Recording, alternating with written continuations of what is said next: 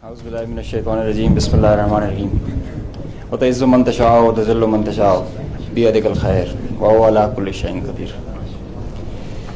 On behalf of Pakistan Air Force, Chief of the Air Staff, Pakistan Air Force, I stand here with you all with deep-rooted humility and gratitude. I am so thankful for Allah helped us in achieving whatever we desired, even whatever we deserved, more than what we deserved. For being able to be up to the task for PF, as they say, second to none. Yes. Ladies and gentlemen, as the DG SPR mentioned, I am Deputy Chief of Air Staff Operations. I'll pick up from where I left day before yesterday. PF versus IF, 6-0. The PF's response has strengthened Pakistan's national security. Alhamdulillah. And it has even strengthened our commitment, the enduring commitment the PF has for stability and peace. But I have no doubt, and I can say with assurances, that the real genius and the mastermind, the cerebrum behind the design and the aim and the structure, the game plan of PF was the Chief of the Air Staff, Air Chief Marshal Zahir Ahmed Babat Sidhu. He asked us to do three things in our response: re-establish deterrence, neutralize key threats, retain control of air. And I will show you in my presentation how we try to do that. Slide. During the befitting response that we generated in our first episode, we attrited the IF's pride, the Rafales, resulting in this entire fleet almost coming to a standstill at a ground position. You could see that they were not flying after that, at least not close to their western border. This reduction in flying to bare minimum actually reduced their liberty of action. They curtailed their options. Slide. This is the Pakistan's air defense environment. Pakistan air defense environment is offensive, it's integrated, it's credible. And I'll show you. IF initiated having no space with their manned aircraft, they initiated with their unmanned aircraft operations, targeting Pakistan's civilian population and their infrastructure. Here you see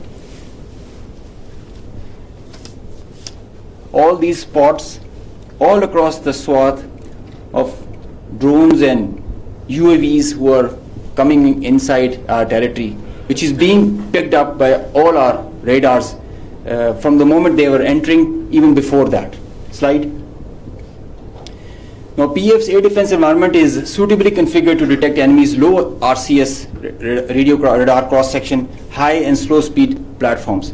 That you can see that they are all visible by the time they are entering. Slide.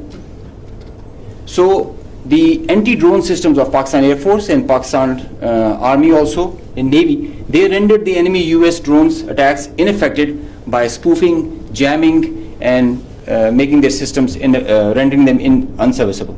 Slide. All drones with low cross-section also were detected, rendered useless through utilization of the indigenous GPS jamming systems that we have, the data and the SATCOM link denial that we created through our indigenous systems that we have made ourselves. So whenever those systems were attacked with the soft kill, they had their error induced into GPSs and they were going haywire. And whenever they were coming closer to any civil population or a civil area of high value, a direct or a hot kill was achieved on them. Slide. So here you can see they were neutralized mid-air with the hard kill whenever they were coming close to any population or any area. Being in a sparsely populated area, they were left all alone and they were applied with the soft kill. Slide.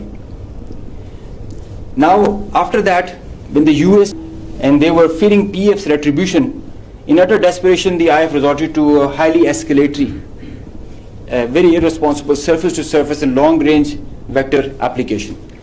You can see this is Suratgarh and this is our base Rafiki. This is our eastern border, and you can see the BrahMos, high-speed BrahMos, traveling almost at 3,000 kilometers per hour, who are going over there and coming, numerous, one after another. And now they were being attacked with PF's soft kill. We were inducing the errors into them, into the GPSs, which increased their CEP. The probability of missing the target increases. And hard kill was also achieved. Here you see one of the US has gone, if by the end of the slide you see one of the US has overshot the target and gone ahead. This is the radar picture. You can see that they are going, this target will, this BrahMos will miss the target and will go ahead and fall in some no man's land.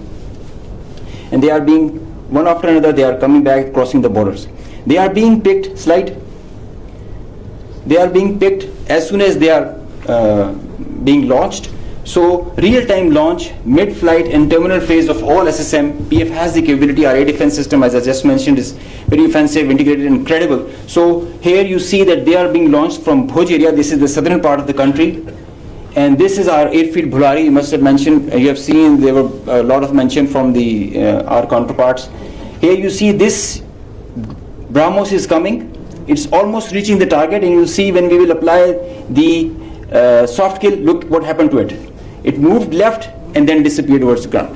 This is the radar evidence that we have, that there so many of their vectors missed the targets. A lot of them did make, because they were throwing like hundreds of them. Next slide. There is one more very interesting thing that I would like you to all see. This is where it is launched from our eastern side towards Jaisalmer. This is our airfield Shahbaz, Jaisalmer. Now this BrahMos is crossing on top of Shahbaz, and it is going towards our western border, almost to our neighboring country, towards that. You can see this is going there, it's going ballistic. Now they are not even threatening their neighbor, they are threatening the regional stability of the whole continent and the larger area. So effective sensor to shooter grid that was made by PAF, and the potent hardened soft kill capability that led to the missed target opportunities for lots of their surface to surface and long range vectors. Slide. Now this is another thing that I want you to all to see. This is a launch of a high speed projectile that has been launched from their area surrounding Adampur. Now these are the vectors where our radars are picking them, and it is disappearing short of Amritsar area within their own territory. This is the most absurd kind of a targeting psychology or practice that you would see, that you are not only targeting neighboring countries to your enemy, if they consider it, and your own people as well, jeopardizing their safety. This is the high-speed project impacting within own territory, and we have other pictures for that also. This is the repeat occurrence that happened the other night also. Slide. Now the PF's response, I would like you all to pay attention to that, because this is kind of a dizzy slide, but I will go one by one so that it's all clear. PF's response, PF's effective spectrum warfare, which supplemented the kinetic ops that we envisaged to take. The integrated, seamless, synchronous utilization of EW, cyber, and space domains, coupled with the synergetic all-domain offensive response, which orchestrated following a very intricate targeting mech, the mechanism that we undertook to engage the targets, of swift, calibrated, effect-based approach to operations, which was undertaken across complete swath of the Indian Western Front. Now you have seen in the video montage that the whole border was exposed by PF and our armed forces. So starting from the north across LOC till Kandla, with targets including airfields, ammo dumps as far and as deep as Delhi. You can say something about Islamabad, which is a stone's throw distance, and Delhi, with, as the DG Aspire mentioned, some other cards up our sleeves with more ranges. The Barnala C2 center, which is the heart of their IACCS, and other airfields, Nalia, Bhuj and Kandla, as they mentioned. You can see the Google it also so that you can see the effects. PF's hypersonic missiles, unmanned force, standard weapons and long-range vectors all were on the menu for the multi-domain operations that we undertook. So PF utilization of niche and disruptive capabilities struck deep inside the enemy. And there were like hundreds of drones that were there. Hypersonic, engaged targets, deep, precise, lethal, destructive. Slide. Just go back. I will explain the slide that is coming ahead. So our aim was to achieve ascendancy in effects so that we manage the escalation. Throughout the conflict of whatever length it was, we had the escalation management at our side. So within a short span of time of couple of hours, we had really saturated our friendly neighborhood. Next slide. This much talked about S-400 threat. As I mentioned that we were giving special attention to the Rafales in the air, so we gave our remaining part of our attention to the S-400 on ground. Now identifying S-400, attacking them is a easier part than identifying it on ground because it is mobile, it's a high value thing and you guard it. It's kind of a center of gravity. So we were tracking through our satellite imagery well before the hostilities, as we usually do. So we had pinpointed S-400. As you can see, we knew that this is parked. It's cheeseboard radar and the other part of the radar, the other constituents of the whole S4 battery. Slide. These coordinates, go back. These coordinates were ortho-rectified by our space department so that you have a very precise engagement. Whenever you are throwing and employing long range vectors, you really need very precise coordinates so that you don't miss. So S-400 was at Adampur was targeted like that. Next. As I mentioned, some niche technologies and capabilities were employed. So our loiter munition and killer drone strike at PF. At Udhampur, you can see this was their complex and command and control, magnified before and after. It's not there. Now these kind of pictures, loads of pictures are there for targets. So I need not to show them. They were saying it themselves, as you saw on the montage. So PF's response remained very effective, very potent, and very effect-based. Slide. Time and place of own choosing, displaying bold, aggressive, and unwavering resolve of military leadership.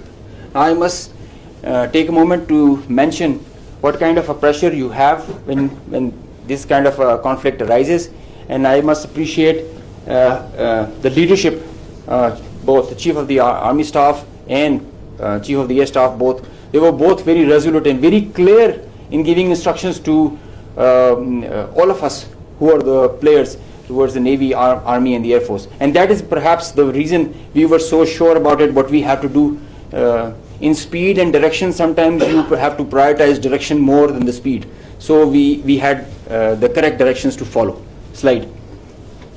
With unprecedented reach, precision, lethality, while avoiding collateral, as you have seen in the video montage. PF hit maximum number of IF airfields in a single operational package since 1971, because they crossed the international border since that, so we had to do that. Slide. While re-establishing deterrence, Pakistan negated the setting of a new normal under the hegemonistic design of a supremacist regime through swift and effective response. Slide. On a closing note, from Pakistan Air Force, PF remains committed to ensure Pakistan's airspace sovereignty and pursue peace with strength.